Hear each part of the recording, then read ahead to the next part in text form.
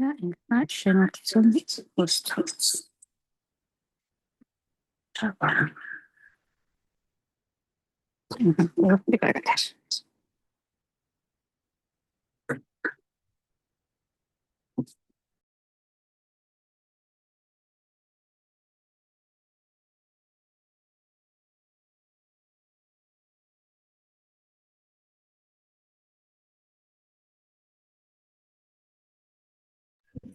მოგესალმებით კიდევ ერთხელ.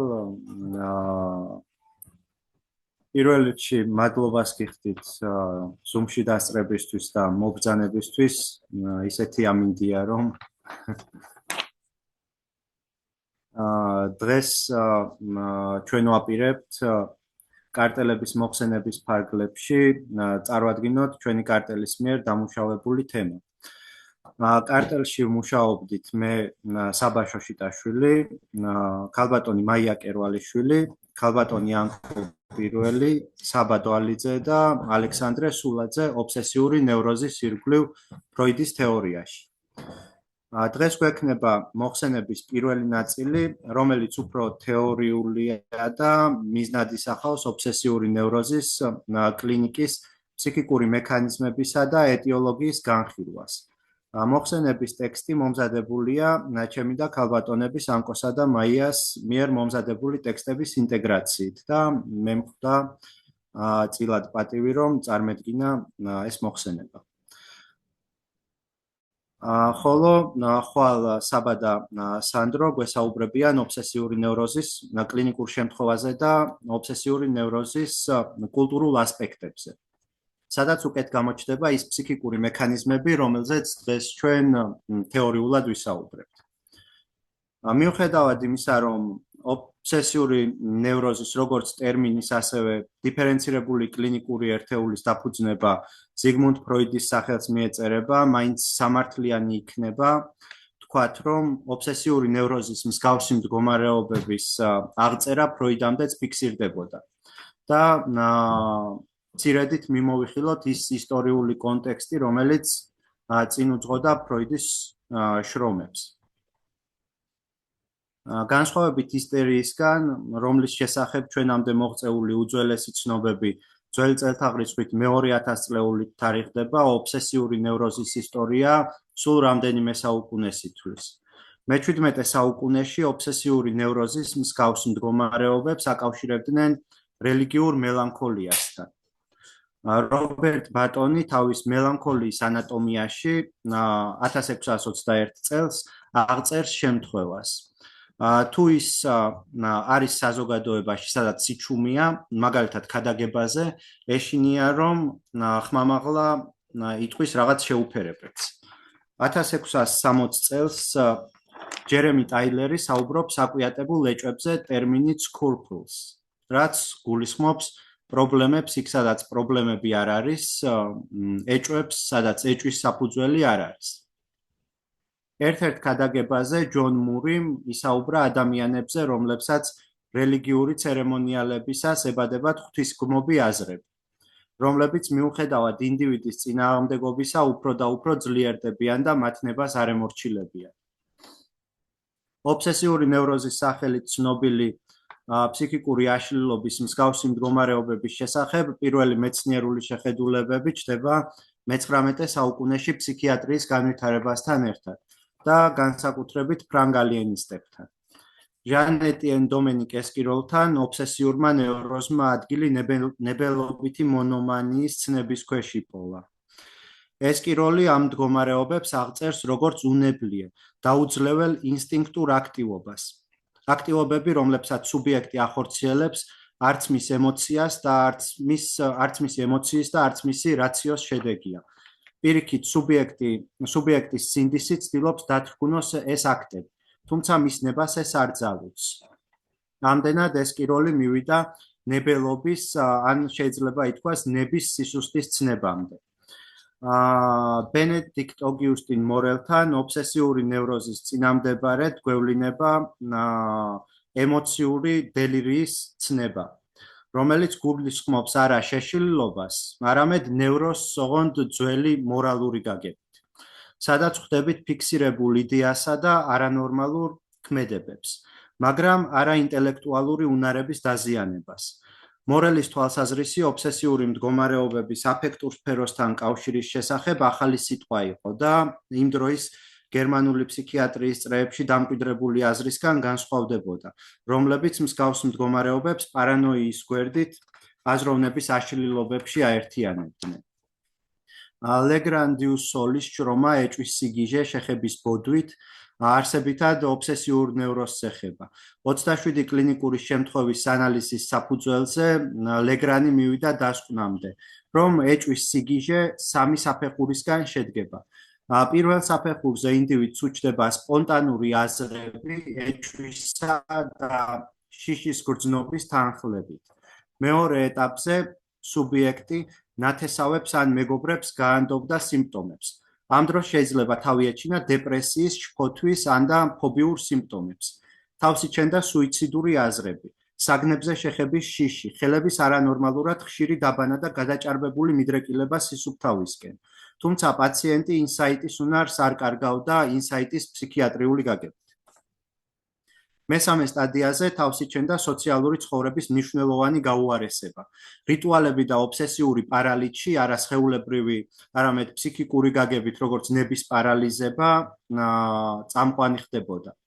ინსაიტი მხოლოდ ნაწილობრივ ნარჩუნდებოდა და გამოკვლევა ავლენდა აშლილობის თითქმის ფსიქოტურ მხარეს. ობსესიური ნევროზის მოცემული მცირე ისტორიული მიმოხილვა ცხადყოფს, რომ მე-20 საუკუნემდე აღნიშნული მდგომარეობა მოხელთებული იყო რელიგიურ დისკურსში, ხოლო ფსიქიატრიის განვითარებასთან ერთად იქცა სხვადასხვა ნოზოლოგიების შექმნის მცდელობის ნაწილად, რომლებიც ხშირად დესკრიფციულ და ტაქსონომიურ დატვირთვას ატარებდნენ და ჰეტეროგენულ ერთეულებს მოიცავდნენ. ახლა შევეყოთ უშუალოდ ფროიდის წვლილს და ობსესიური ნევროზის ფროიდიანულ აღმოჩენას და სიმპტომ-ბილდინგის ცნებას ობსესიურ ნევროზში, ანუ იმ მექანიზმებს, რაც ობსესიური ნევროზის სიმპტომებს აყალიბებს. მიუხედავად წინამდებარე მოსაზრებებისა, ობსესიური ნევროზი, როგორც ტერმინი და დამოუკიდებელი კლინიკური ერთეული, ფროიდის შემოღებულია. ფროიდი ცდილობს მიაკვლიოს ობსესიური ნევროზის საფუძველს, მის ფსიქიკურ მექანიზმებს და ფსიქიკურ კაუზალობას.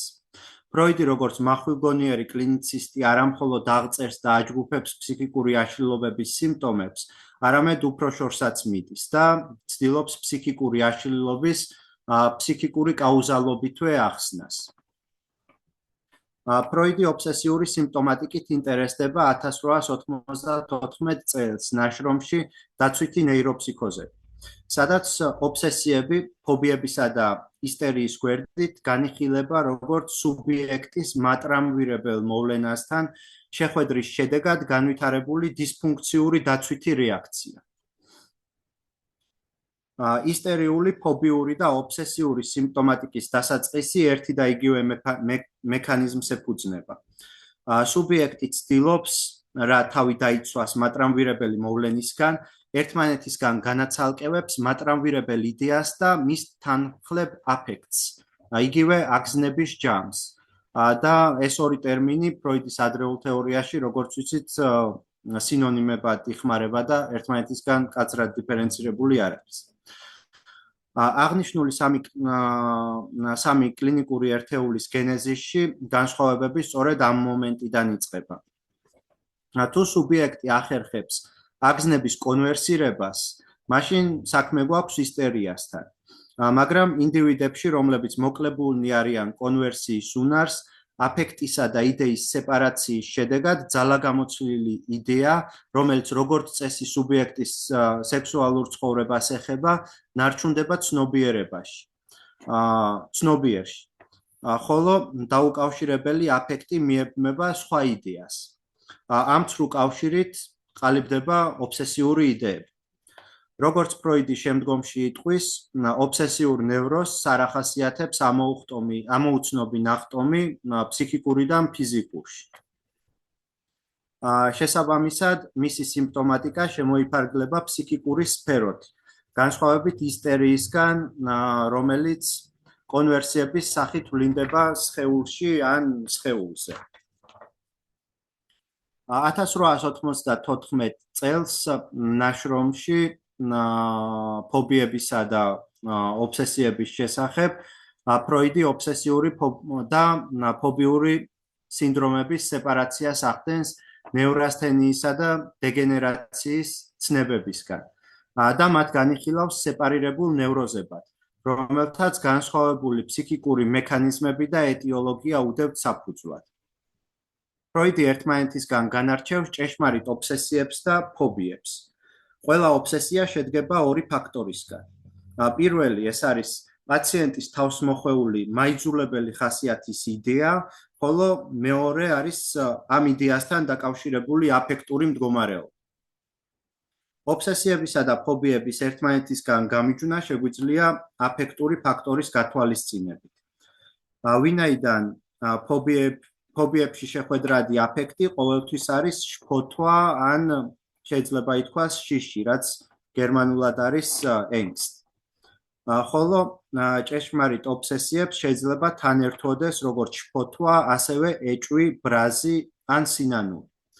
კლინიკური შემთხვევების შესწავლის საფუძველზე ფროიდი მიდის დასკვნამდე, რომ ობსესიების დროს თანმხლები აფექტი ფიქსირებულია, უცვლელად პერსისტირებს და ამავდროულად აქვს რელევანტური საფუძველი, რომელიც დაკავშირებულია სუბიექტის სექსუალურ გამოცდილებასთან, რომლის დავიწყებასაც ის ცდილობს. ხოლო ობსესიური იდეა ხშირად, მაგრამ არა ყოველთვის ცვალებადია და ასოციაციურად უკავშირდება აფექტურ მდგომარეობას. სხვაგვარად, სუბიექტი ცდილობს დაივიწყოს სექსუალური ცხოვრების გარკვეული მომენტი და ამ მიზნით ახდენს პათოლოგიური იდეის საბსტიტუციას სხვა იდეით. მაპათოგენიზებელი იდეის თანმხლები აფექტური მდგომარეობის ბაზაზე, რაც შედეგად გვაძლევს მისალიანს, ანუ ცრუ კავშირს აფექტსა და იდეას შორის და ობსესიურ მდგომარეობებს სცემს მისთვის დამახასიათებელ აბსურდულ ხასიათს. ფროიდი საბსტიტუციის გამომწვევ ფაქტორებს შორის ასახელებს ერთი მხრივ მემკვიდრეობით პრედისპოზიციას და მისი ადრეული დაკვირვებებით, როგორც წესი, ოჯახური ისტორიაც არსებობს ხოლმე მის პაციენტებში, ხოლო მეორე მხრივ ეგოს თავდაცვით პოზიციას, შეუთავსებელი იდეის წინააღმდეგ, რომელსაც პაციენტი მიზანმიმართულად ცდილობს თავიდან მოიშოროს. და ზოგიერთ პაციენტში თავდაცვის ამ ცდილობების შესახებ მოგონება ცნობიერადაც არის ხოლმე შემორჩენილი. საბსტიტუციის მექანიზმში აფექტის უცვლელად პერსისტირების ჰიპოთეზის შემუშავების პირობებში ფროიდს უჩნდება კითხვა, თუ რატომ არ ქრება ეს აფექტი როგორც სხვა ემოციურ მდგომარეობათა უმეტესობა ადამიანებში. ამ კითხვაზე მისაღებად ფროიდი მიგვითითებს 1893 წლის ნაშრომზე ისტერიის შესახებ, სადაც საუბარია მატრამვირებელი მოვლენის ძალის, ანუ აფექტის მუდმივობაზე. როდესაც ადამიანი შეხვდება რაიმე მოვლენას, ეს მის ფსიქიკაში სენსორული გზით ახდენს აგზნების ჯამის აკუმულაციას, რაც წონასწორობის შენარჩუნების მიზნით მიისწრაფვის განმუხტვისაკენ მოტორული გზით. ანუ საქმე ეხება ერთგვარ ჰომეოსტაზურ მოდელს. როდესაც საუბარი გვაქვს ტრამულ მოვლენაზე, ამ დროს სუბიექტი ვერ ახერხებს დაგროვებული აგზნების ჯამის განმუხტვას მოტორულად, რაც ტრამულ მოვლენასთან დაკავშირებულ აფექტს პრივილეგირებულ სტატუსს ანიჭებს ფსიქიკურ ცხოვრებაში. შედეგად აფექტი ნაცვლად შესუსტებისა ინარჩუნებს ძალას და მაპათოგენიზებელ როლს ასრულებს ინდივიდის ფსიქიკაში.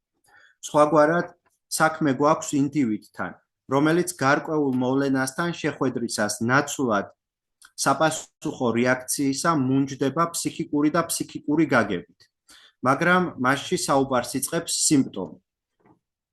თუ გავითვალისწინებთ ფროიდის დამატებას, რომლის მიხედვითაც ობსესიურ ნევროზში აფექტის განმუხტვას გადანაცვლება ხდის შეუძლებელს მაშინ ამ კონტექსტშიც გასაგები გახდება ისტერიის კლინიკიდან მიღებული ცოდნა.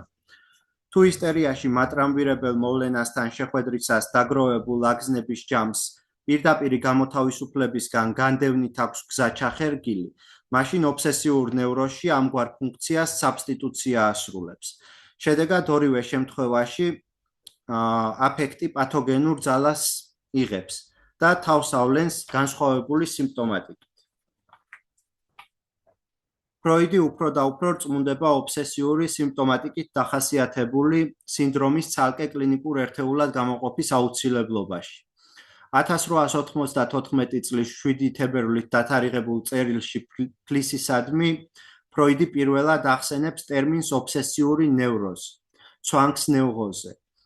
გერმანული სიტყვა ცვანგ შეიძლება ითარგმნოს როგორც იძულება ან აკვიატება. ამავდროულად ჩვენ ვიცით, რომ ფროიდის მიერ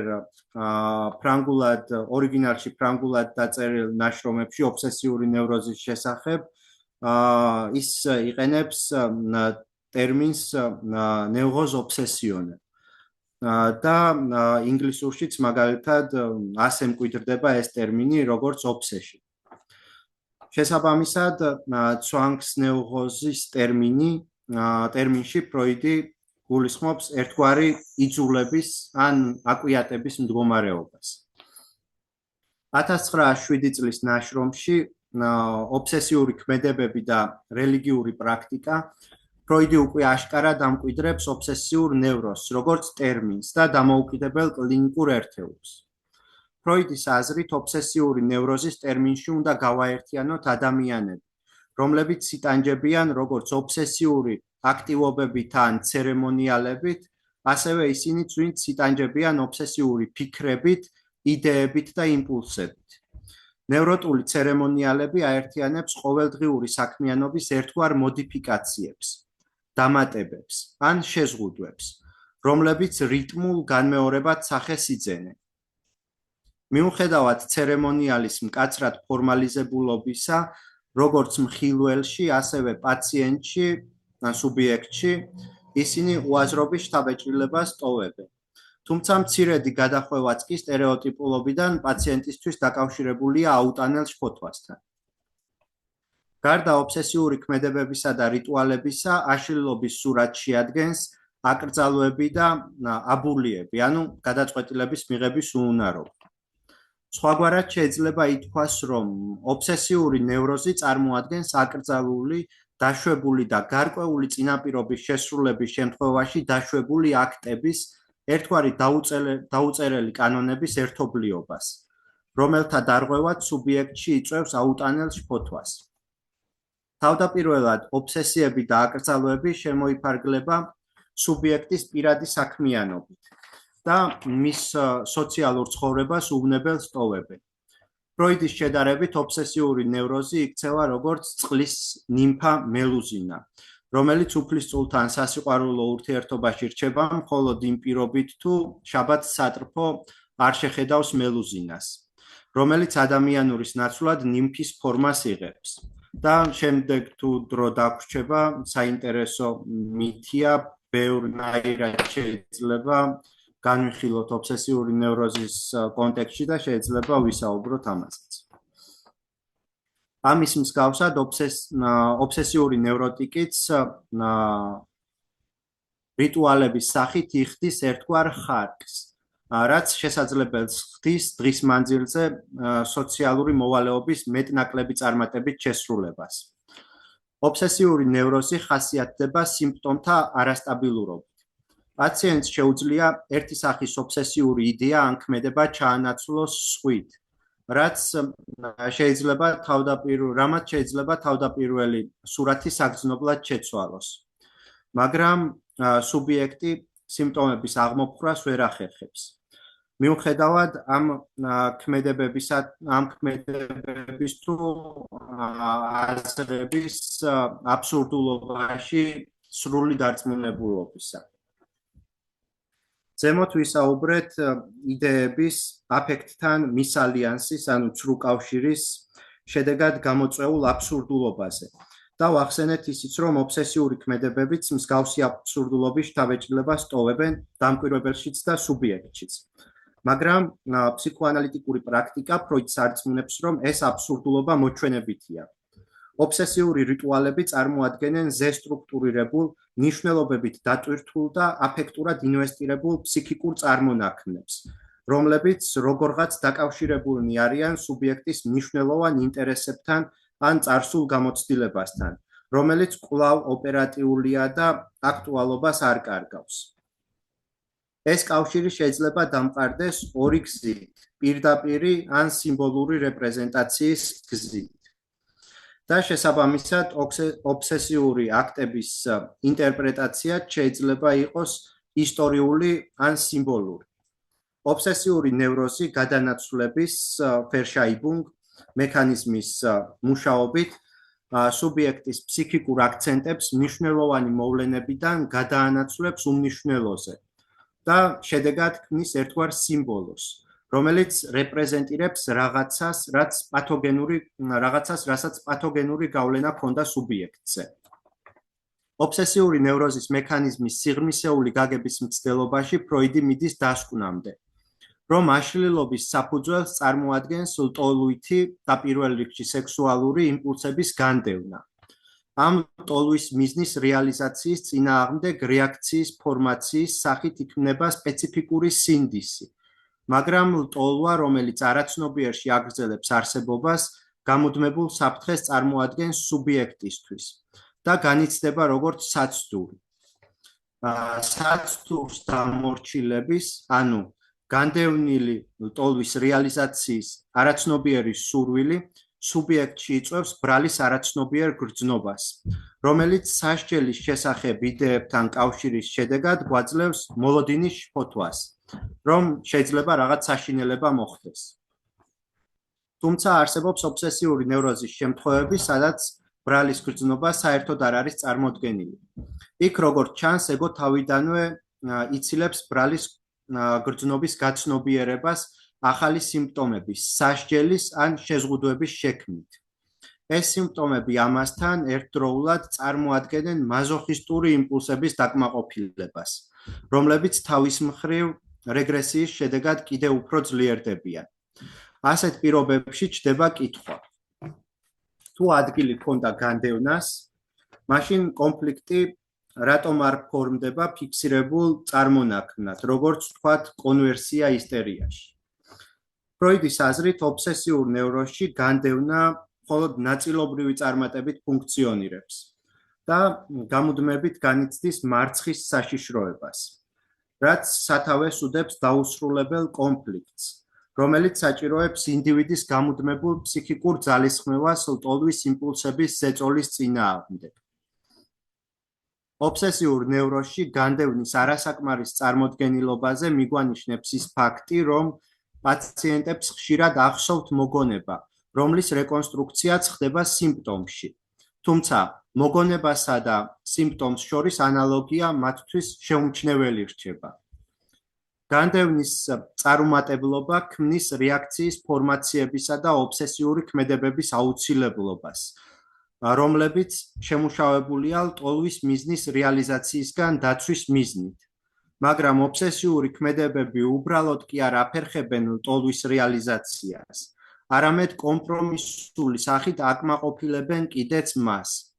ამდენად ობსესიური ქმედებები საკუთარ თავში აერთიანებენ სიამოვნებას, რომლისგან დაცვისთვისაც არიან შექმნილები და ამგვარად ემსახურებიან განდევნილსაც და იმასაც, რაც განდევნის. სიმპტომში ლტოლვის კომპრომისული დაკმაყოფილება წარმოადგენს პირველად სარგებელს და ხელს უწყობს ნევროზის შენარჩუნებას. ხოლო თუ რიტუალებიც ვეღარ ახერხებენ ცდუნების ლიკვიდაციას, პაციენტი მიმართავს აკრძალვებს, რომლებიც მის დისტანცირებას ახდენენ იმ სიტუაციებისგან, რომლებშიც შეიძლება ცდუნებამ რეაქტუალიზაცია განიცადოს. ამდენად ობსესიური ნევროზის სიმპტომების დაყოფა შეგვიძლია ორ ჯგუფად. პირველი ეს არის აკრძალვები, დაცვითი ქცევები, ან როგორც ფროიდი უწოდებს, უარყოფითი ნეგატიური სიმპტომები. ესენია სხვადასხვა აკრძალვა, ინჰიბიცია, ანუ ეგოს უნარის შეფერხება, სიფხიზლის ზომა ან საზღაური, რომლითაც პიროვნება ცდილობს თავი დაიცვას ან დანაშაულის გრძნობა შეიმსუბუქოს.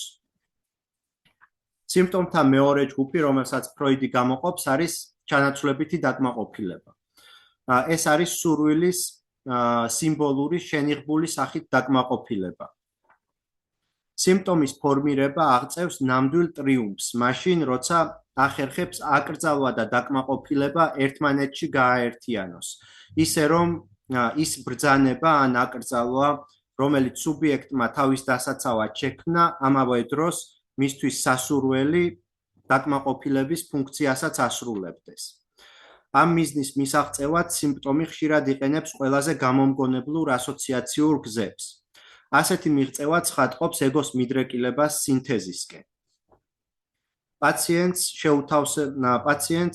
შეუძლია თავისი სიმპტომების უმეტესობას მიანიჭოს მათი თავდაპირველი მნიშვნელობის გარდა სრულიად საპირისპირო მნიშვნელობაც. ეს ადასტურებს ამბივალენტობის ძალას, რომელიც უცნობი მიზეზებით ობსესიურ ნევროზში განსაკუთრებით დიდ როლს თამაშობს. ობსესიური ნევროზის სიმპტომთა ფორმირების ზოგადი ტენდენცია გულისხმობს იმას, რომ ფრუსტრაციის ხარჯზე იზრდება სივრცე ჩანაცვლებითი დაკმაყოფილებისთვის. ეს პროცესები განაპირობებს დაცვითი მექანიზმების სრულ მარცხს, რის შედეგადაც ვიღებთ უკიდურესად შეზღუდულ ეგოს, რომელიც დაყვანილია სიმპტომში კმაყოფილების ძიებაზე. ძალთა განაწილების ამპლიტუდის გადანაცვლებამ დაკმაყოფილების სასარგებლოდ შესაძლოა გამოიწვიოს ეგოს ნების პარალიზება, რომელიც ყველა გადაწყვეტილებაში თითქმის თანაბრად ითვალისწინებს ერთ მხარესაც და მეორესაც.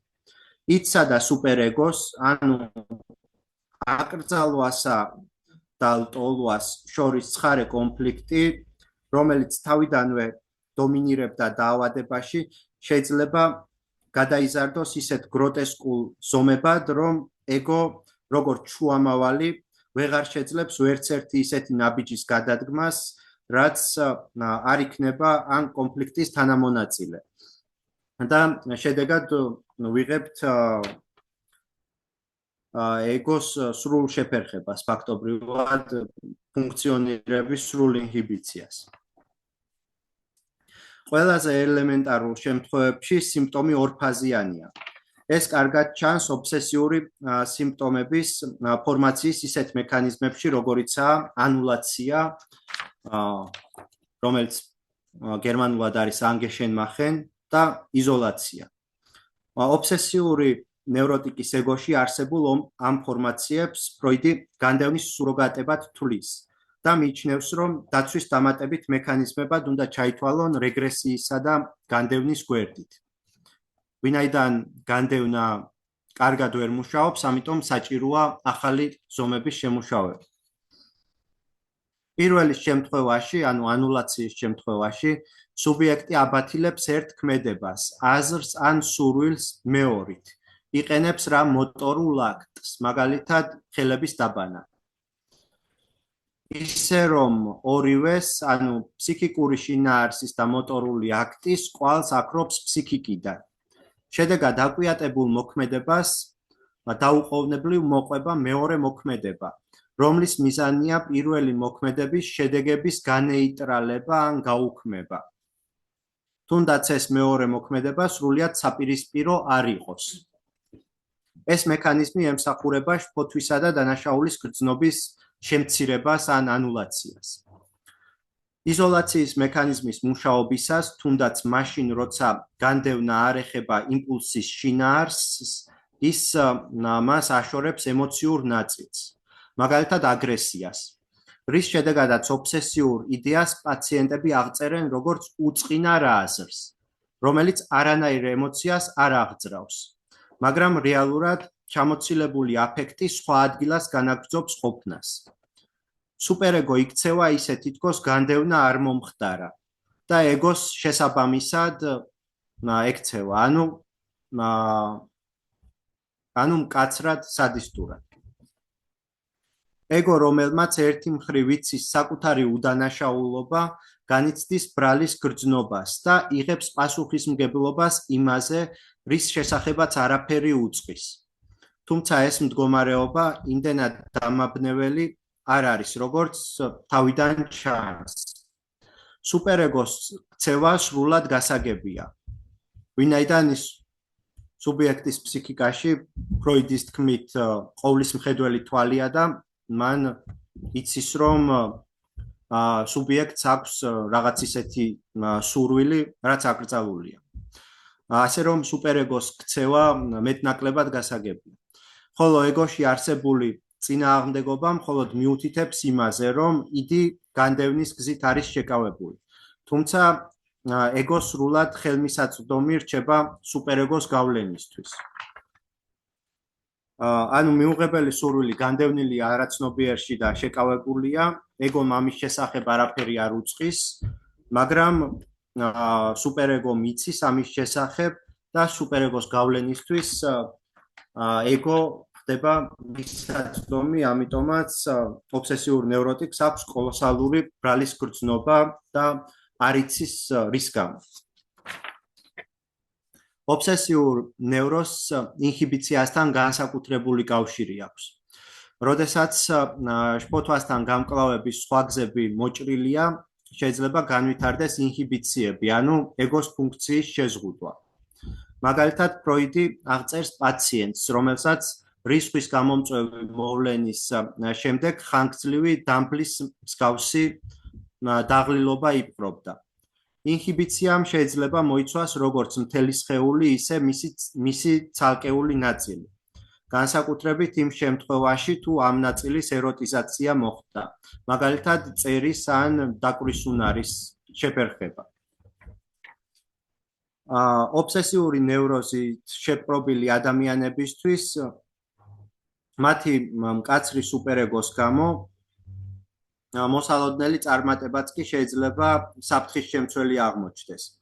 ვინაიდან მას დაუმსახურებლად მიიჩნევენ და არ თვლიან თავს საკმარისად ღირსეულად იმისთვის, რომ ამ წარმატებას მიაღწიონ და იმსახურებდნენ.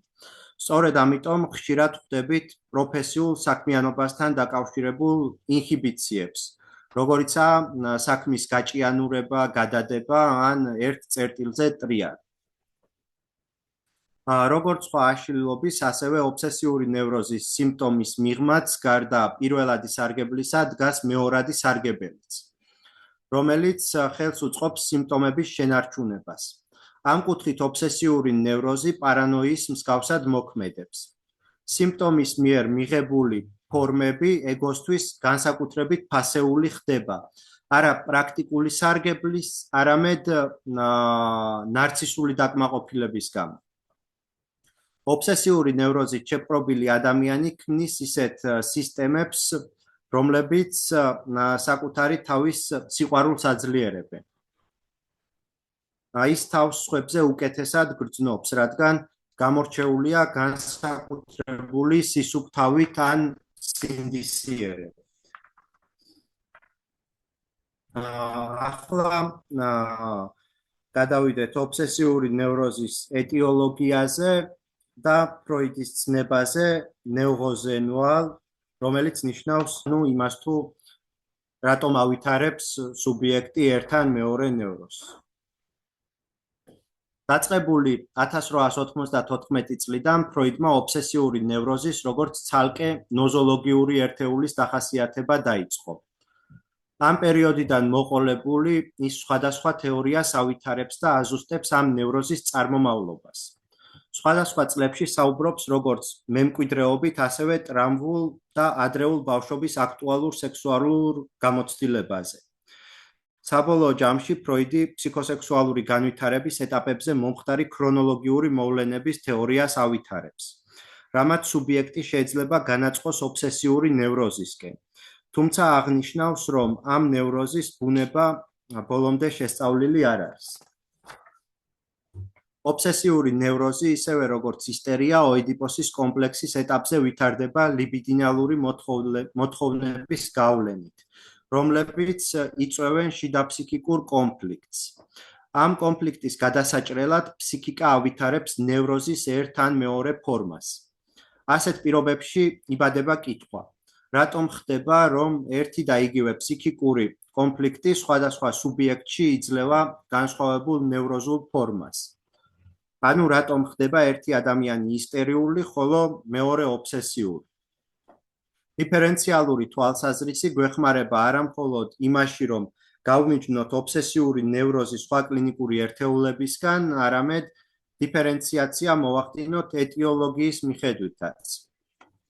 ნევროზის არჩევითობის ცნებაში ფროიდი გულისხმობს იმ გარემოებებს, რომლებიც განაპირობებენ იმას, თუ რომელი ტიპის ნევროზს განავითარებს სუბიექტი. ამ პრობლემაზე პასუხის გასაცემად ფროიდი მიუთითებს პრედისპოზიციაზე განვითარების დინამიკაში.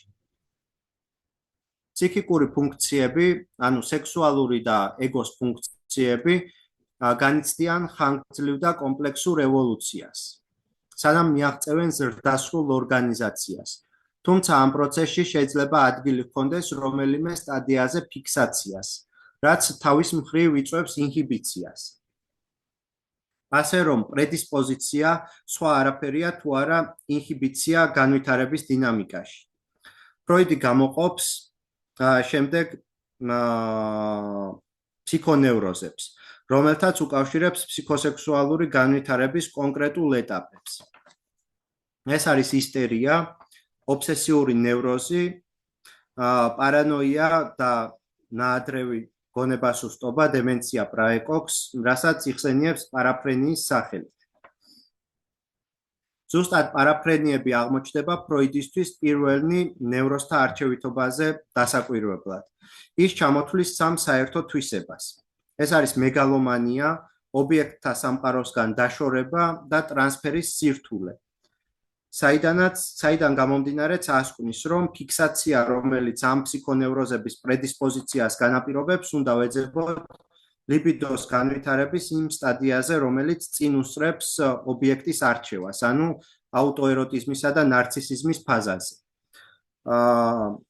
ეს დაახლოებით რომ გავიგოთ რა ლოგიკით ოპერირებს ფროიდი, როდესაც სხვა აშლილობის ეტიოლოგიაში ფიქსაცია რეგრესიის ავტომატიზმზე საუბრობს.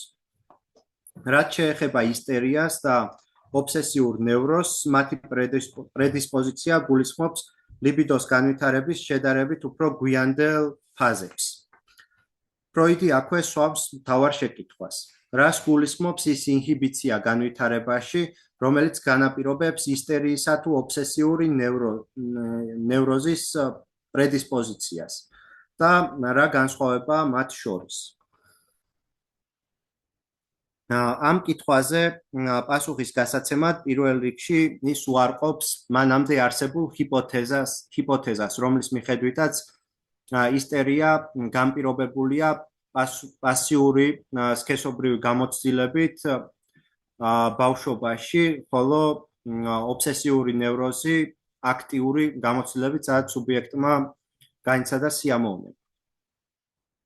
ამით ის ამზადებს ნიადაგს ახალი თეორიის გამოყენებისთვის, სადაც განსხვავება ნევროზებს შორის აიხსნება ფსიქოსექსუალური განვითარების სტადიაზე ფიქსაციით და არა რაიმე რეალური ბავშვობის დროინდელი გამოცდილებით, მაგრამ ერნესტ ლანცერის შემთხვევაც, რომელსაც ხვალ საბაგანი ხილავს, გვარწმუნებს იმაში, რომ პირველი ჰიპოთეზა სრულად უარსაყოფი არ არის და მისი გამოყენება ის მაინც გამოსადეგია. იმისთვის, რომ მოახდინოს ახალი თეორიის გამოყენება, ფროიდს მოყავს მაგალითი კლინიკური პრაქტიკიდან. შემთხვევა, სადაც ქალის ისტერია ტრანსფორმირდება ობსესიურ ნევროზად, რაც ერთი შეხედვით არ უნდა ხდებოდეს, რადგან თითოეული ნევროზი წარმოიშვება განვითარების განსხვავებული ფიქსაციის წერტილზე. თუმცა ასეთი ცვლილება შესაძლებელი ხდება თუ დაუშვებთ, რომ სუბიექტს შესაძლოა ჰქონდეს ერთზე მეტი სუსტი წერტილი, ანუ ფიქსაცია შესაძლოა არსებობდეს რამდენიმე დონეზე. ამ შემთხვევიდან ჩანს, რომ ნევროზის ტიპი არ არის აბსოლუტურად ერთმნიშვნელოვანი, არამედ დამოკიდებულია იმაზე, რომელი ფიქსაცია აქტიურდება გარკვეულ პერიოდში და ფიქსაციის რომელ წერტილზე განიცდის სუბიექტი რეგრესიას. და ჩვენ ვიცით, რომ ფროიდს ადრეულ თეორიაში ჰქონდა ერთიანი ნევროზის ცნებაც. აქედან გამომდინარე, ფსიქოსექსუალური განვითარების ფაზები არ არის მხოლოდ ადრეული ეტაპები, რომელსაც სუბიექტი გაივლის, არამედ ისინი წარმოადგენენ ერთგვარ ცეცხლის კერებს, რომლებსაც შეიძლება სუბიექტი დაუბრუნდეს გენიტალური პრიმატის მიღწევის შემდეგაც კი. ამიტომაც ობსესიური ნევროზის პრედისპოზიცია ყოველთვის არსებობს, როგორც შესაძლო დაბრუნება ფიქსაციის წერტილზე. დადასტურებულად ვიცით, რომ ობსესიური ნევროზის შემთხვევაში ფსიქოსექსუალური განვითარების ფალიკურ ფაზაზე დატრიალებული ოიდიპალური დრამა სუბიექტს გადაისვრის ადრეულ ფიქსაციის წერტილზე, უკან სადისტურ ანალურ ფაზაზე, სადაც წამყვანია სიძულვილი და ანალური ეროტიზმი. ამ პრეგენიტალურ სტადიაზე ჯერ არ არსებობს მასკულინური ფემინური დაპირისპირება. თუმცა მის ადგილზე ვხვდებით აქტიურისა და პასიურის დაპირისპირებას. აქტიური ტალღა მომდინარეობს ბანალური ფლობის ლტოლვიდან, რომელსაც სექსუალურ სფეროში მოიხსენიებთ როგორც სადიზმს. რაც შეეხება პასიურ მხარეს, იგი დაკავშირებულია ანალურ ეროტიზმთან, რომლის ეროგენული ზონა შეესაბამება ძველ ჯერ კიდევ არადიფერენცირებულ კლოაკას. ამ სადიზმის ჩამნაცვლებელი ნევროზში შეიძლება იყოს ცნობის წადილის ლტოლვა. ეს არის ფლობის ინსტინქტის ერთგვარი სუბლიმირებული ან მოდიფიცირებული ინტელექტუალური ფორმა. ამ ცნობის წადილის განდევნა ეჭვის ფორმით წარმოადგენს ობსესიური ნევროზის სურათის ერთ-ერთ მთავარ ელემენტს. სწორედ აღნიშნული რეგრესია განაპირობებს ობსესიური ნევროზის შემდგომ განვითარებას. შესაბამისად, ობსესიური ნევროზი ლატენტური პერიოდის გარიშრაშზე ავლენს თავს, ხოლო ობსესიური სტრუქტურისადმი გადახრა კონსტიტუციური ფაქტორების წყალობით სუბიექტში ბევრად უფრო ადრეულ პერიოდში იწყება.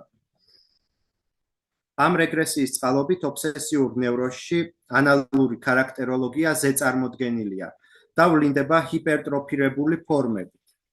ამ დებულების გასაგებად აუცილებლად მიგვაჩნია გავიხსენოთ ფროიდის 1908 წლის ნაშრომი ხასიათი და ანალური ეროტიკა, სადაც განხილულია ანალური ქარაქტეროლოგიის მახასიათებლები და ის ფუნდამენტი, რომელიც ობსესიური ნევროზის საფუძველში ძევს. ფროიდმა ამ ნაშრომში გამოყო ისეთი ადამიანების კატეგორია, რომელთაც აერთიანებთ სამი სახასიათო თვისება. ეს არის უკიდურესი მოწესრიგებულობა, ხელმომჭირნეობა ან სიძუნწე და სიჯიუტე. ამ ადამიანების ადრეული ბავშვობის ისტორია მარტივად გვაუწყებს, რომ მათ შედარებით ხანგრძლივი დრო დასჭირდათ, სანამ შეძლებდნენ დეფეკაციის კონტროლის უნარის ჩამოყალიბებას. ისინი როგორც ჩანს იმ ბავშვთა კატეგორიას მიეკუთვნებიან, რომლებიც უარს ამბობენ ყუთში გასვლაზე, როცა მათ ქოთანზე სვავენ. ვინაიდან თვით დეფეკაციის პროცესიდან იღებენ დამატებით სიამოვნებას. მაგრამ რამდენადაც მათთან ზრდასრულ ასაკში ვეღარ ხვდებით ამ თვისებებს, უნდა დავასკვნათ, რომ ანალურმა ზონამ განვითარებისა და მომწიფების პროცესში დაკარგა თავისი ეროგენული მნიშვნელობა. ფროიდი ვარაუდობს, რომ ზრდასრულ ასაკში ისეთი ძლიერი ხასიათის თვისების არსებობა, როგორიცაა წესრიგის სიყვარული, ხელმომჭირნეობა და სიჯიუტე, შეიძლება იყოს ადრეული ბავშვობის ეტაპზე ანალურ ფაზაზე არსებული ლტოლვების, ანალური ეროტიზმის გარდაქმნის შედეგი ანალურ ხასიათად, ანალურ ქარაქტეროლოგიად. ფროიდის აზრით, სისუფთავე და წესრიგი, რომლებიც ერთი შეხედვით მორალური და კულტურული ღირებულებებია, სინამდვილეში წარმოადგენენ რეაქციულ ფორმაციებს, ანუ ფსიქიკურ კონსტრუქციებს, რომლებიც იქმნება იმის ჩასახშობად, რაც ოდესღაც სიამოვნებას იწვევდა.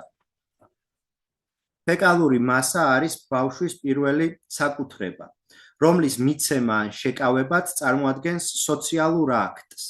მოგვიანებით კი ეს გამოცდილება გარდაიქმნება ფულისადმი დამოკიდებულებად, შენახვა, დაგროვება, დათმობა, კონტროლი, რაც ობსესიურ ხარაქტეროლოგიაში წამყვანი ნიშნებია, მათ შორის ობიექტთან ურთიერთობაში, სასიყვარულო ობიექტთან ურთიერთობაში. ფროიდი აქვე ამატებს, რომ იმ ადამიანებში, რომლებმაც მოზრდილობის ასაკში შეინარჩუნეს საკუთარი ანალური ზონის ეროგენული თვისება, მაგალითად ზოგიერთ ჰომოსექსუალში არ უნდა ველოდოთ ანალური ხასიათის რაიმე განსაკუთრებულ კვალს. სხვანაირად თუ ვიტყვით, ნევროზი პერვერსიის ნეგატივია. და წინა კარტელის მოხსენება პერვერსიაზე ძალიან წაადგა ჩვენს დღევანდელ მოხსენებას იმ კუთხით, რომ ყველაფერი რაც პოზიტივში ჩანს პერვერსიაში, ობსესიურ ნევროზში და ზოგადად ნევროზებში ვლინდება ნეგატიური ფორმით. ანუ განდევნით.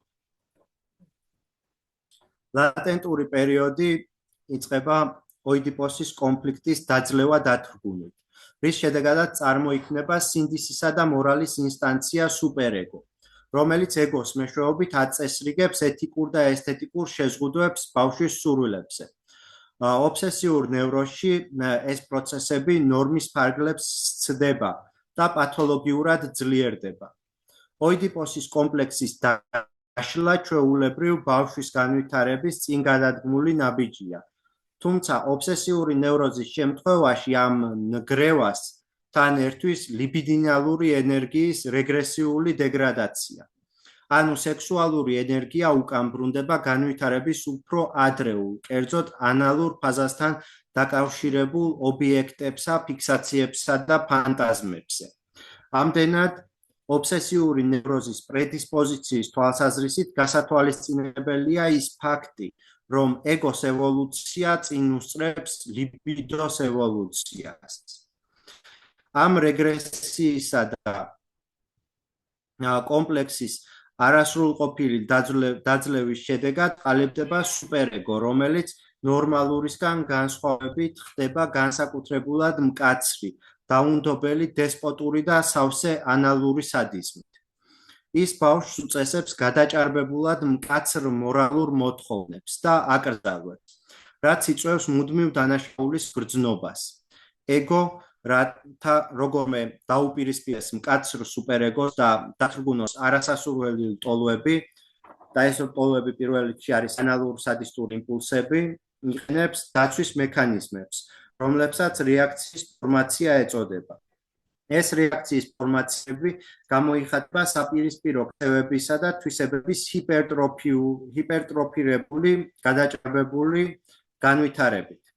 წესრიგისადმი და სუფთავისადმი გადაჭარბებული სწრაფვა, როგორც ანალური იმპულსების საპირისპირო, გადამეტებული სინდისიერება, გრძნობის ან სიკეთის გამოხატვის გადაჭარბებული მოთხოვნილება, რაც კლინიკურად ობსესიების სახით ვლინდება. სუპერეგოს დაუნდობელი სიმკაცრე პირველ რიგში ვლინდება მასტურბაციის ცნების დაგმობაში. მასტურბაცია, რომელიც წარმოიშვა განვითარების ფალიკურ ფაზაში რეგრესიის გზით, უკავშირდება სადისტურ ანალურ ფანტაზიებს. ეს კონტროლი გადაჭარბებულია, თუმცა სრულად მაინც არ არის წარმატებული. ჩახშობილი მასტურბაცია და მასთან დაკავშირებული ლტოლოები ნელ-ნელა მაინც უახლოვდება დაკმაყოფილებას, ხშირად სიმპტომში. ლატენტური პერიოდის მთავარი ამოცანა მასტურბიმპტომების ერთგვარ სერიას, რომელთაც აქვთ ცერემონიალის ხასიათი და ტენდენცია დაუკავშირდნენ ყოველდღიურ აქტივობებს, როგორიცაა დასაძინებლად მომზადება, ბანაობა, ჩაცმა, სეირნობა. მათ ასევე ახასიათებთ გაუთავებელი განმემნიშვნელოვანი როლი ენიჭება ანალურ ეროტიკული კომპონენტების გარდაქმნას ან სუბლიმაციას. ტოლვითი იმპულსი მიუხედავად განდევნისა პოულობს ჩამნაცვლებელს. თუმცა ეს ჩამნაცვლებელი ძალიან სუსტი, დამახინჯებული და შეზღუდულია. იმდენად, რომ იგი საცნადი აღარ არის როგორც დაკმაყოფილება. შედეგად განხორციელებისას სიამოვნება არ განიცდება და თავად განხორციელება კი იძენს იცვლების ხასიათს. ეს ქმნის პარადოქსს. ყოველი გადაჭარბებული კონტროლი თავადვე ატარებს ნგრევის მარცვალს. ამიტომ ობსესიური ნევროზი იქცევა კონფლიქტისა და ლტოლვების ფარული დაკმაყოფილების თანაარსებობის ადგილად. ობსესიური ნევროზის დროს კონფლიქტი ორი მიმართულებით მწვავდება. პირველი ეს არის დაცვითი ძალები, სუპერეგო და ეგოს დაცვითი მექანიზმები, რომლებიც ხდება უფრო შეუწყნარებელი და მკაცრი. ხოლო მეორე არის გასანეიტრალებელი ძალები, ანალურ სადისტური ლტოლვები, რომლებიც ხდება უფრო აუტანელი, გაძლიერებული. ორივე ეფექტი ერთი და იგივე ფაქტორით, კერძოდ ლიბიდოს რეგრესიით არის განპირობებული. ანალურ ფაზაზე რეგრესია აძლიერებს როგორც აკრძალვის სიმკაცრეს, ისე ლტოლვითი იმპულსების ინტენსივობას. ობსესიური ნევროზის საბოლოო მიზანი ოიდიპოსის კომპლექსის ლიკვიდაციაა, ხოლო ეგოს წინააღმდეგობის მამოძრავებელი ძალა კასტრაციის შიშია, რაც განსაკუთრებით კარგად ჩანს რეთმენის შემთხვევაში, რომელსაც უკვე ხვალ განიხილავ. ჩემი მოხსენების ნაწილი სულ ეს იყო და შეგვიძლია უფრო ინტერაქციულად გავაგრძელოთ ვინმეს თუ აქვს სურვილი საკუთარი კლინიკური გამოცდების გაზიარების ან თუ რაიმე კითხვა არის და შეუძლებ პასუხის გაცემას? მე მოვსკითხოთ შეიძლება. კი. ესე იგი, როგორც თქვი, სიმპტომს ახასიათებს ის, რომ ეს არის კომპრომისული ბუნების აკრძალვასაც. და ბავშვად არის თვისებები, რომელიც ობსესიურად ახასიათებს ზედმეტი მოწესრიგებულობა, სისხლის სპორტ და ასე შემდეგ. ეს შესაძლოა მსგავს სიმპტომად განიხილოთ, იმიტომ რომ ეს ზედმეტ მოწესრიგებულობაში არ ჩანს სულის დაკმაყოფილება. ანალური სულის დაკმაყოფილება. კი, კონტროლი, ანუ ის პირველ რიგში საკუთარი სადისტური კითხვა არის მის გაკითხვა დაიწყო. კითხვა იყო ასეთი, რომ ჩვენ ვისაუბრეთ იმაზე, რომ ობსესიურ ნევროზში სიმპტომი კომპრომისულია და ემსახურება როგორც დაკმაყოფილებას, ასევე აკრძალვას. და დაჩის კითხვა იყო, რომ მაგალითად ზედმეტ მოწესრიგებულობაში კონტროლში თითქოს სურვილის დაკმაყოფილება არ ჩანს და როგორ შეიძლება განვიხილოთ ამ კონტექსტში, ანუ როგორც სურვილის დაკმაყოფილება. საქმე ის არის, რომ მსგავსი კონტროლი საკუთარ თავში სადისტური კომპონენტების რეალიზაციას ემსახურება და ის ამ კონტროლით ძალადობს გარემოზე, რაზეც გარემოზე და გარშემომყოფ ადამიანებზე, რაზეც უფრო მეტად ყურადღებას ამახვილებს კარლ აბრაჰამი. და აქ ამ სურვილის დაკმაყოფილება ხდება. ანუ ის აკონტროლებს გარემოს და ამ გარემოზე ძალადობს ამ კონტროლით. რეალურად ეს ხო ანალურ სადისტური ფაზა ზუსტად მათ კონტროლშია სიამოვნება. ასე ვთქვათ, რაღაცა მოშვება მოჭერაში რა, ანალურ ფაზას ახასიათებს. ამასთან პასუხთან დაკავშირებით კიდე გამიჩნდა კითხვა, რომ ამ სქემას თუ მივყვებით, რომ კომპრომისული ინფორმაცია შეიცავს დაკმაყოფილებასაც და აკრძალვასაც.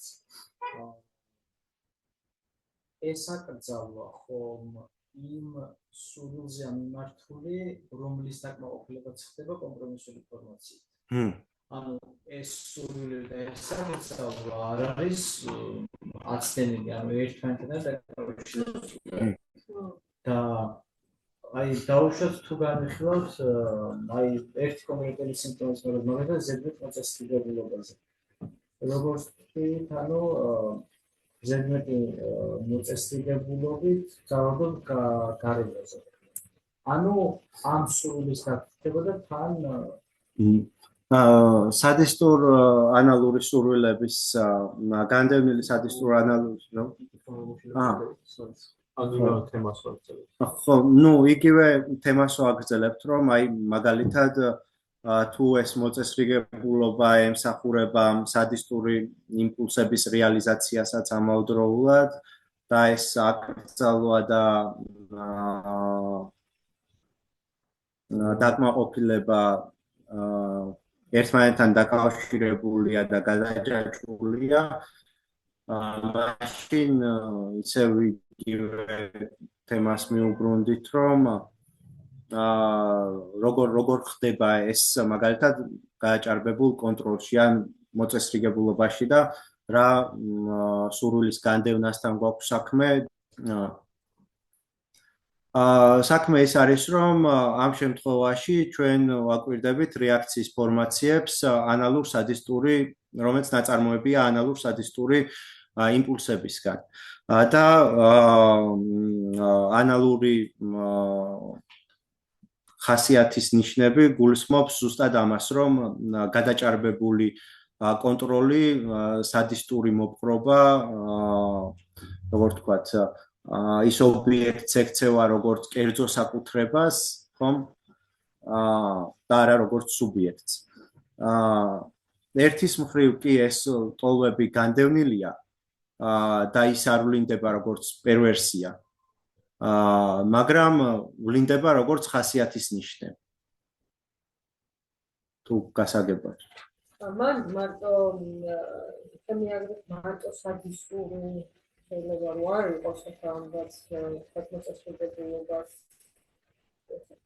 ხშირად არის ხოლმე, რომ თერაპიის რაღაცა ეტაპზე ადამიანს შეიძლება ჩაერთოს ეს ობსესიურობა, რომელიც უკავშირდება ლიბიდოს და მაინც არა რაღაცა სადისტურ გამოვლენებას.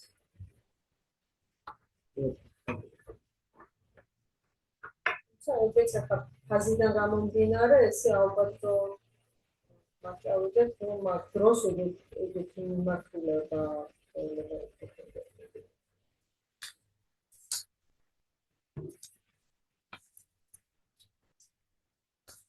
ანუ თერაპიის დროს ჩაერთოს ეკო და მე რაღაცა აღარ გავიგე. ანუ ანკო მახსენა, რომ მაინც და მაინც სადიზმთან შეიძლება ეს არ იყოს დაკავშირებული და შეიძლება რომ თერაპიის პროცესში, ანალიზის პროცესში გააქტიურდეს ეს ობსესიური ხასიათი ადამიანში და თუ სწორად გავიგე, ხო? კი. და ეს დაკავშირებული იყოს ლიბიდოსთან და არა, ვთქვათ, სადისტურ ხასიათთან.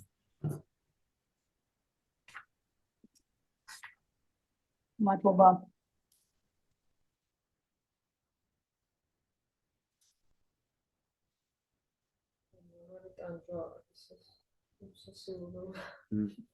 კი, ზოგადად საკმაოდ რთული მდგომარეობა, როგორც აღწერის მიხედვითაც ჩანს. განცდის მიხედვითაც, როგორია თავი შეიძლება. ამიტომაც აი ეს ფრანგი ალიანისტების დაკვირვება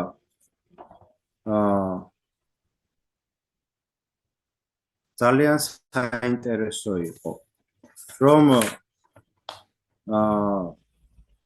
ლეგრანის დაკვირვება, რომლის მიხედვითაც მესამე ფაზაზე ობსესიური ნევროზი იღებს თითქოს რაღაც ფსიქოტურ ხარეს ავლენს. თითქოს რაღაც ფსიქოტურ ინსაიტიც, ნუ ყოველ შემთხვევაში მისი დაკვირვებით ნაწილობრივ არის შენარჩუნებული.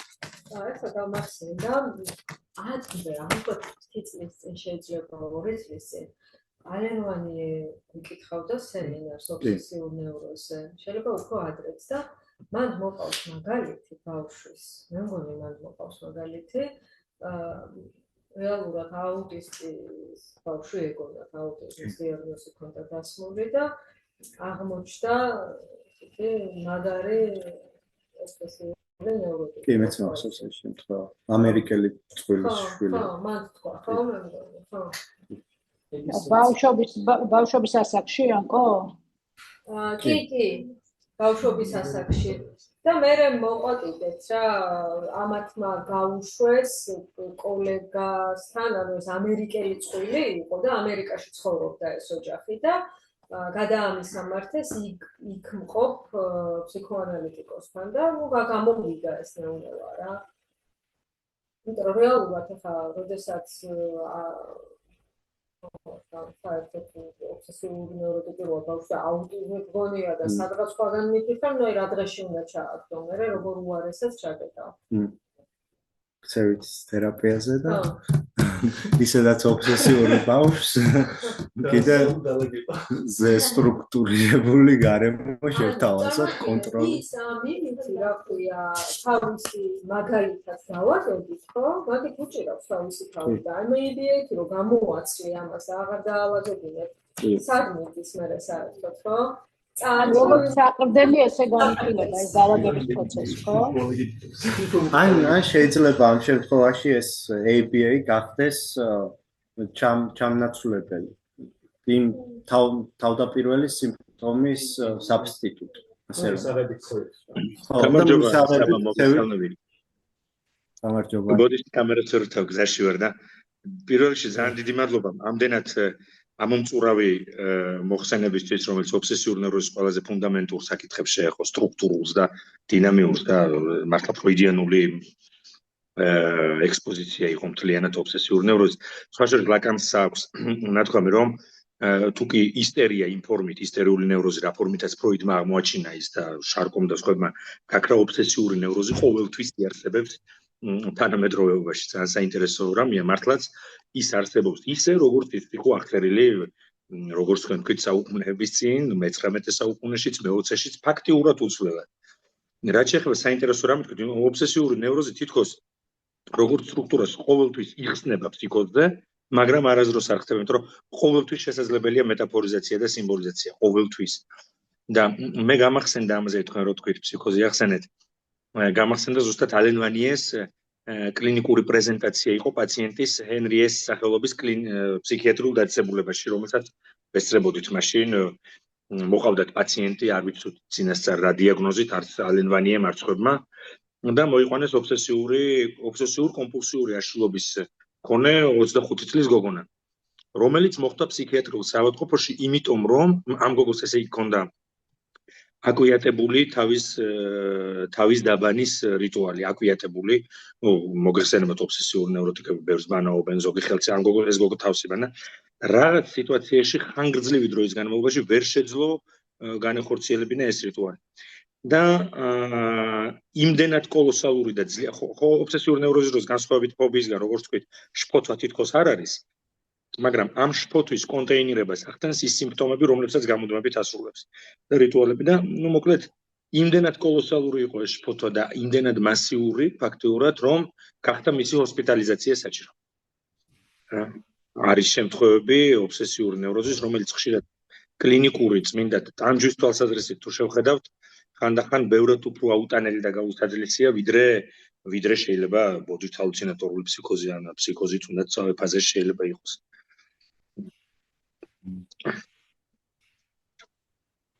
მადლობა კიდევ ერთხელ.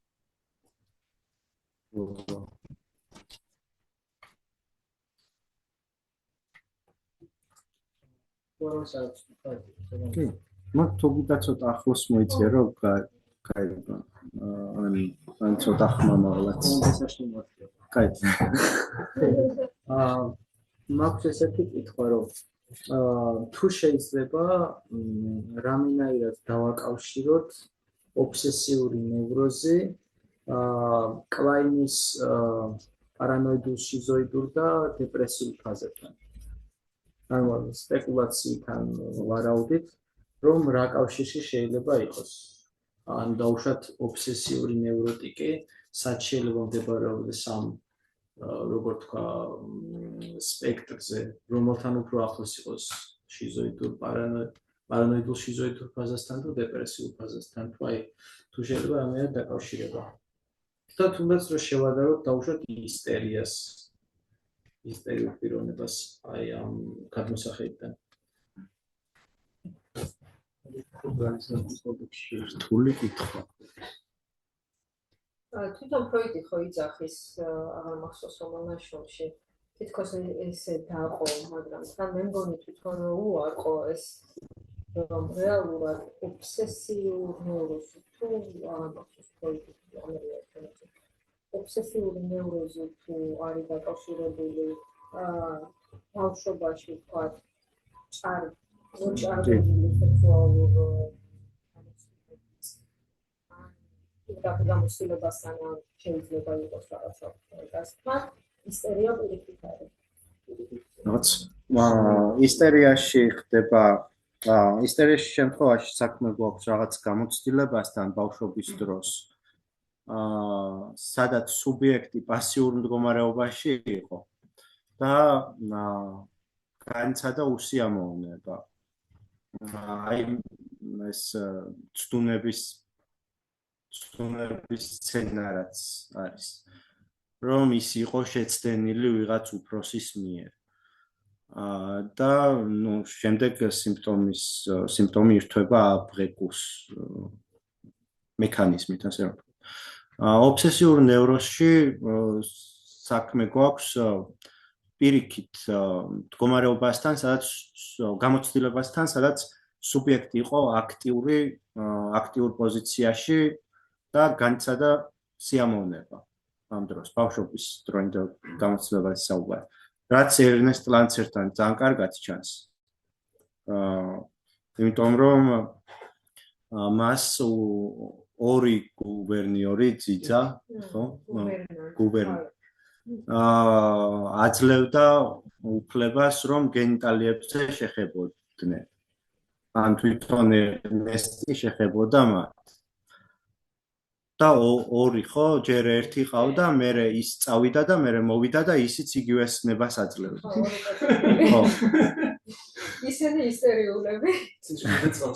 და შემდეგ არის მისი მოგონებები, რომ როგორ იბანდნენ ერთად ეს ყველა და როგორ აკვირდებოდა და უმზერდა მათ და სიამოვნებას განიცდიდა ამით. მაგრამ მე მგონი რომ რეალური გამოცდილება არ არის აუცილებელი, როგორც ფროიდიც შემდგომ მიტყვის, ხო? ხო, მე აღარ მჯერაო ჩემი ნევროტიპების რეალურად ხო ეს აღქმაზე არის. თუმცა ეს დაბანაზე რაც შეიძლება თქვათ განვითარდეს მოგვიანებითაც, თქვათ თუნდაც ხანდახან ადამიანურ ფაზაშიც გააჩნია როგორი სიტუაცია შეეხება თქვათ მოზარდობის ასაკში რაღაცა ისეთთან გადაკვეთა, რამაც განასწევინა სიამოვნება, ჩაირთო მერე ბრალის გრძნობა და აი ზუსტად ჩართვა იბანს თითქოს რომ ჩამოირეცხოს ეს სირცხვილი და ეს რაღაცა თავისი დანაშაულის ცნობისგან ამით განთავისუფლდეს.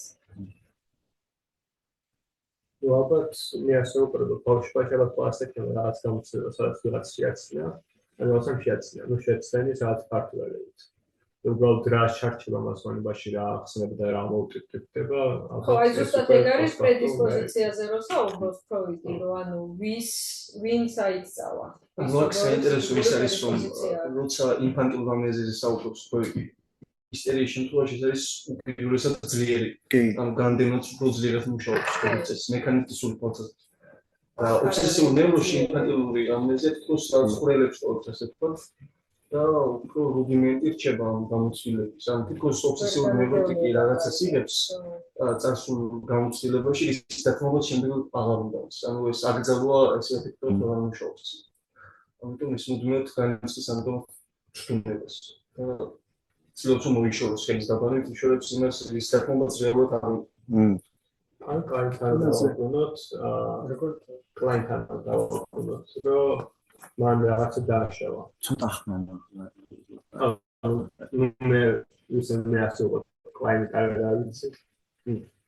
მე წინჯაეს. მაგრამ ის ხო როგორც მესმის რომ ანუ რაღაცა დააშავა ხო რაღაც შეხედვის სტაბი დაარღვია და ამ დარღვას მოყვება ამ სტრალის განცევა შეხოთვა რომელიც განახორციელოს ეს აკრედიტები და შეხოთვა რას მოაქვს რომ მე რაღაც დავაშავე ხო ანუ რაღაცა და მე ახლა რაღაც მევუხება თუ რამე რაღაცა დავაკეთე და ალბათ ეს რაღაც პერსეკუტორული შეხოთვა რა პარანოიდული შეხოთვა ხო უფრო მეტად პერსეკუტორული შეხოთვა არის ობსესიური ნერვში რომ რაც იმაში რაღაც ეს expectant anxiety რაც მოლოდინი შეხოთვა რაც არის რომ რაღაც ცუდი მოხდება მაგაში არის რაღაც კლაინიანური გაგებით პარანოიდული მაგრამ თითქოს აი ბრალის განცდა და ის რომ რაღაც დავაშავე უფრო ჩემი აზრით აი სანდრო შეროსაბორ დაიწყე მეგონა რომ დეპრესიული საწაფები იმიტომ რომ ბრალის გზნობა და რაღაც რო დავაშავე თვითონ რომ დეპრესიული მე როგორც დეპრესიულ პოზიციაზე ბრალს ორივიდან არის მაგრამ დეპრესიულ პოზიციაზე არის რეპარაციული ბრალი რომ მე რეპარაციის შემდგომი საფეხურია შეიძლება სუბიექტი იყოს დეპრესიულ საფეხურზე მაგრამ რეპარაციის ფაზაში ვერ გადავა. აქ საქმე ასე ხდება რომ დეპრესიულ ეპიზოდში ხდება იმპულსების ინტეგრაცია, ანუ ამბივალენტობის მიღების უნარი უფრო გამომუშავებული ასე ვთქვათ და ბრალის განცდის ყოველდღიურობაზე მას შეუძლია უფრო კონსტრუქციული გზა უნახოს, როგორც მემესის ყოველ შემთხვევაში. და მანამდე ეს შიზოპარანოიდული პოზიცია რაც არის, ცალ-ცალკე არსებობს ეს ლტოლითი ტენდენციები ასე ვთქვათ.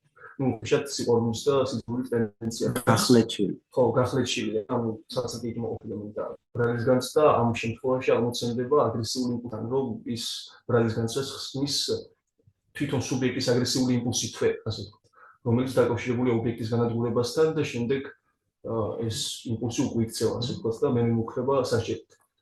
და ობსესიურ ნევროზში სწორედ ეგ ჩანს, რომ თითქოს არის აი როგორც საბამთო წერას არის იმპულსებზე კონტროლის დამყარების ცდილობა, ეს თავის ანუ ეს არის იმპულსები არის რაღაც რომელიც შეიძლება გაანადგუროს სუბიექტს. ამიტომაც განცდის სუბიექტი ბრალის განცდას და ცდილობს მისგან თავდაცვას და შფოთის პრევენციას ასე. ეს მომენტი არის რა შიზოპარანოიდული კომპონენტი თუ შეიძლება ჩავთვალოთ ამ მექანიზმში არის ეს. და აქ დავამატოთ ნიკოტი, როცეობს რომ გაანადგუროს, უნდა ობიექტი საკმარისად მყარი არ მოხდეს. კი, ის ვერიტებს ობიექტი ვერიტებს ამ აგრესიას და ბრალის განცდა უკუნძავი. მე თვითონ ეს პირიქით ვიცი რომ სუბიექტი უკვე როგორც პასუხისმგებლობას თავის-თავზე აიღებს იგრძნობს ბრალის განცდას, რომ მე შეიძლება ობიექტი გავანადგურო, ეს უკვე დეპრესიულ ფაზაზე გადასვლას ნიშნავს. სხვაგორად შეგოიტევს ამას. როგორც ანუ მის ეგო უკვე საკმაოდ ჩაძერა. ნიშნავს დეპრესიულ ფაზაზე გადასვლას. რა, იმიტომ რომ პარანოიდულ ფაზაზე პირიქით გაშინავნებული არ არის და გარეთ ეძებს სუბიექტი პერსეპტუალურ პროცესს. ანუ ობსესიურ ნევროტიკებს ხო ინტერნალიზებულია ეს ანუ ალბათ შეიძლება ჩავთვალოთ უფრო დეპრესიული ფაზისკენ. თუნდაც იმიტომ რომ დანაშაულის განცდის, თუნდაც იმიტომ რომ ბრალს განცდის. პერსეკუტორულ შეხოთვა ხო იქნებოდის რომ მე სხვა ვისაც დავუშავე ობიექტი ის გამონადგურებს. იგივე სამგზნოს რაც მე მას ვქნე. ნუ მე რაც წარმოვიდგინე რომ ვქნე. მე როგორც დეპრესიულ პოზიციაზე ინტერნალიზებული არის გაგებით რომ მე რაღაც დავაშავე და ახლა მაგრამ მერის გაკეთება შემიძლია რომ ახლა ავაფინო ის რაც დავაშავე. რამოდ არ ის მე რაღაც დამიშავებს, იმიტომ რომ მე რაც თქო პასუხისმგებლობს მაგრამ ეს გამახსენდა. ცოტა მე დაიწყე გავსვენ. ან მე თავად კლაინტს გამსხენ და არ ვამბობ. მე მომდევნო თეორეტიკოსების გამსხენ რომელიც კითხულობენ კლაინტს. ასე რომ შეიძლება მე რაღაც უშუალოდ კლაინი არ ვიცი. სამდროში კლაინს ხოლმე სამოსა მე მეშველა. რომ მე როგორც მესის კლაინი იმას ვამბობ. კლაინს ერთი პაციენტი გამახსენდა პიტერი, რომელიც თამაშის დროს ასე ვთქვათ იშორებს ერთ ცხენს თუ რაღაცას მოკლედ და ლოგინდა გადაგდება უნდა თქოს მამის ასეთ ინტერპრეტაციას აძლევს. და შემდეგ თვითონ პიტერი უშრომს ამ კითხვას, რომ რას იფიქრებს მამა ჩემს, ანუ მასაც მოუნდება ჩემი ლოგინდა გადაგდება. ობსესიურ ნევროზში არის ეს მომენტი, ერნეს ლანცერს რომ მამაზე აქვს ბრალის განცდა, შეიძლება კლაინიანური იმით ახსნას, რომ მას უნდა მამას დაუშავოს რაღაც და სწორედ ამიტომ მამა ემუქრება ახლა რაღაც. ან მამა დაშავდება მაგალითად. კლაინთან ესე იქნება, ნუ რაც მოძილი შემთხვევაში, რასაც აზრები ასრულებენ, ოღონდ სათამაშო. კიდე გარდევნაზე საინტერესო რაღაც საბასაუბროთ და წერან რომ ობსესიურ ნევროზში ეს გამოცდილებები ადრეული ბავშვობის უფრო მეტად არის წარმოდგენილი. და ამაზე იგივე ისევ ერნესტ ლანცერის მაგალითი შეგვიძლია მოვიყვანოთ.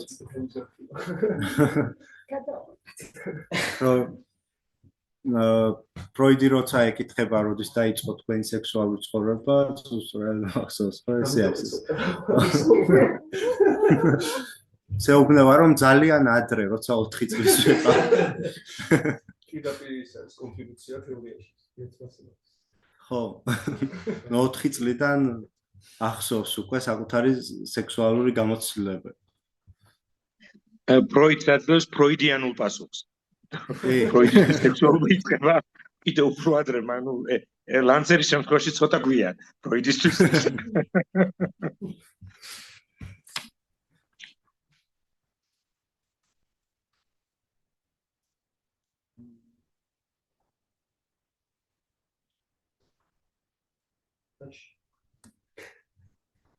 მე მგონი თუ კითხვები ან კომენტარები აღარ არის, შეგვიძლია დავასრულოთ.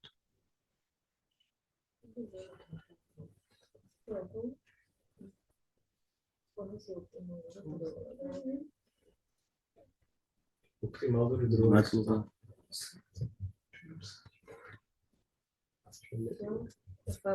ჩანწერი გააჩერდა, ხო?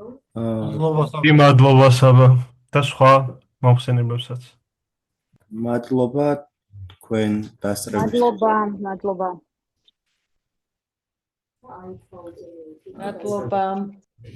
ნახვამდის.